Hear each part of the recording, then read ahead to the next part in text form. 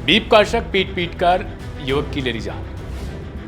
महाराष्ट्र में बीफ पर सवाल बवाल के बाद पिटाई। ओवैसी ने बीजेपी पर लगाया बढ़ावा देने का आरोप। जब एक भीड़ किसी पर हमला करती है तो उसे यह पता नहीं होता कि जिस पर हमला किया वो मर जाएगा या बचने वाला है, क्योंकि नेतृत्वकर्ता की कमी होती है और उसमें शामिल सभी बिना कुछ सोचे समझे, बिना किसी जवाबदेही के केवल पीटते ही रहते हैं। यही उनके लिए आनंद, गुस्सा या फिर क्षणिक मात्र के लिए कोई भी उद्देश्य साधता है। अब इस वजह से किसी की जान गई तो नाम भीड़ का आएगा और फिर सवाल कि भीड़ ने ऐसा क्यों किया, क्या उसे रोका जा सकता था? हरियाणा और महाराष्ट्र में बीफ के शक में एक युवक की जान ले ली गई। दूसरे बुजुर्ग युवक को पीट पीट कर अपने दिल की लोगों ने आग बुझाई। वहीं एक मजदूर घायल है। सवाल है कि क्या भीड़ ही जज से लेकर पुलिस और फिर देश के कानून का प्रतिनिधित्व करने लगी है? अब इसे लेकर AIMIM सांसद असदुद्दीन ओवैसी ने सवाल खड़े किए। ओवैसी ने एक्स पर पोस्ट किया और उसमें लिखा है, एक बुजुर्ग मुसलमान को संघी गुंडों ने बेरहमी से पीटा। संघी हमेशा झुंड में आते हैं। ये लोग सिर्फ कमजोरों को निशाना बना सकते हैं। इनमें इतनी हिम्मत इसलिए है क्योंकि बीजेपी की हुकूमत इनका आंतरिक समर्थन करती है।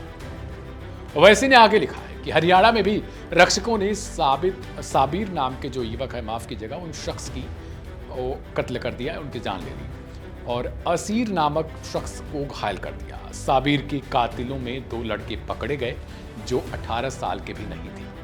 हरियाणा के मुख्यमंत्री ने कहा कि गौरक्षा के नाम पर हो रहे आतंक को कोई नहीं रोक सकता। ये ओवैसी लिख रहे हैं। अगर कोई हुकूमत हमारे जान और माल की हिफाजत नहीं कर सकती तो ऐसी हुकूमत का क्या फायदा?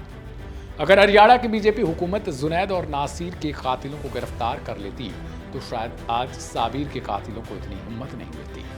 गौरतलब है कि बीते कल ही घटना पर नायब सैनी, जो हरियाणा के मुख्यमंत्री हैं, उनका बयान सामने आया था। नायब सिंह सैनी ने अपने बयान में कहा, हमने गौमाता की सुरक्षा के लिए कड़ा कानून बनाया है। इसके लिए कोई समझौता नहीं है। लोगों के मन में गौमाता के लिए आस्था है, उनकी भावनाएं जुड़ी हुई हैं। जब ऐसी कोई सूचना आती है तो गांव के लोग प्रतिक्रिया करते हैं। सीएम सैनी ने आगे कहा कि मैं इस बात पर जोर देते हुए कहना चाहूंगा कि लिंचिंग की ऐसी घटनाएं दुर्भाग्यपूर्ण है और ये नहीं होनी चाहिए।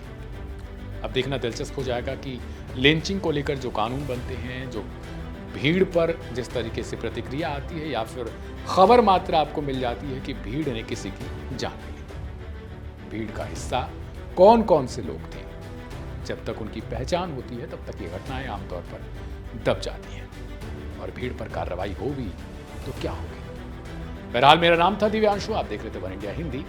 नमस्कार।